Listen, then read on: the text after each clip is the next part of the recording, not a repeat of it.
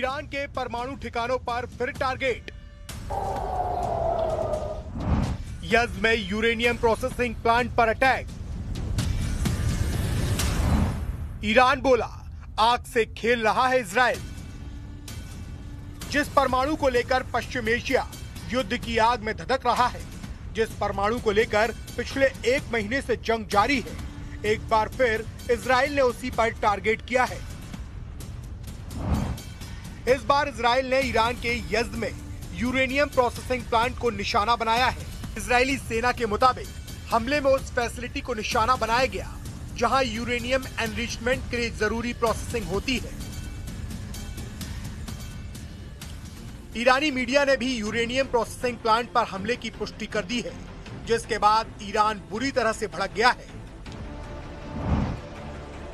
Iran के विदेश मंत्री अब्बास अरागची ने चेतावनी दी है कि इन हमलों के लिए इजराइल को भारी कीमत चुकानी पड़ेगी। उन्होंने बताया कि खोंडाव हैवी वाटर फैसिलिटी और अर्दाकन एलोकैक प्रोडक्शन प्लांट पर भी हमले किए गए हैं, जो ईरान के परमाणु कार्यक्रम के लिए बेहद महत्वपूर्ण है। ईरान में हुए यूरेनियम प्लांट पर हमले को लेकर आईएईए ने कहा है कि इस हमले के बाद आसपास के इलाकों में रेडिएशन का खतरा बढ़ जाएगा। एजेंसी ने कहा है कि वो इस घटना की जांच कर रही है और हालात पर लगातार नजर बनाए हुए हैं।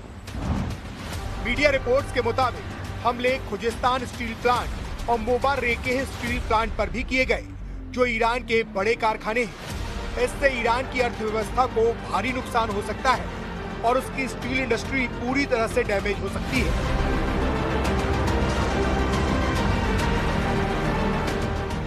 इजराइल के हमले से बौखलाए ईरान ने इजराइल के साथ साथ खाड़ी देशों को भी खुली धमकी दी है।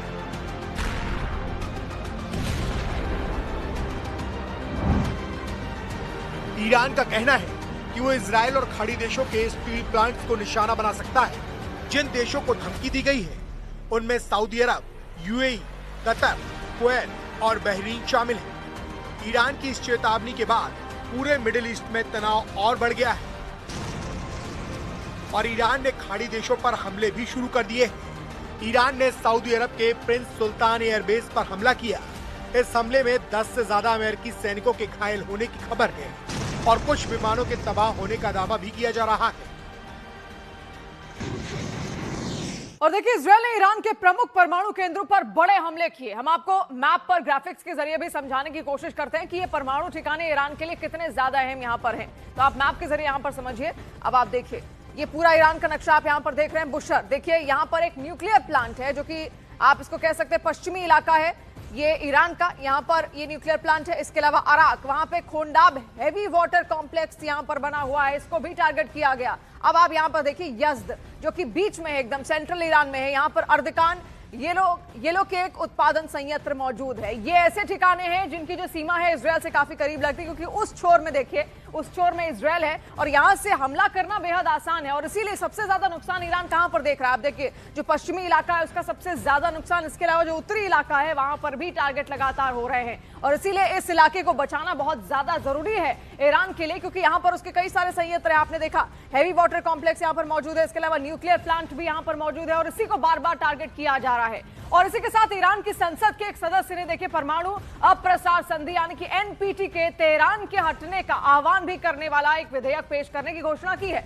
सोशल मीडिया पर इसको लेकर एक पोस्ट भी है। इस पोस्ट में मालिक शरियाती ने कहा है कि प्रस्ताव को कानूनी मामलों में संसदीय उप प्रतिनिधि के पास भेज दिया गया। दरअसल अमेरिका और इजरायल के बुशर समेत ईरानी परमाणु सुविधाओं पर लगातार हमले जारी रखने की वजह से एनपीटी से ईरान के हटने की मांग और ज्यादा तेज हो गई है। शरियाती ने आगे ये भी कहा कि वो उस ईरानी कानून को रद्द करने की भी वकालत कर रहे हैं जो 2015 के परमाणु समझौते का ढांचा प्रदान करता है, जिसे अमेरिकी राष्ट्रपति डोनाल्ड ट्रंप ने अपने पहले कार्यकाल के दौरान छोड़ दिया था।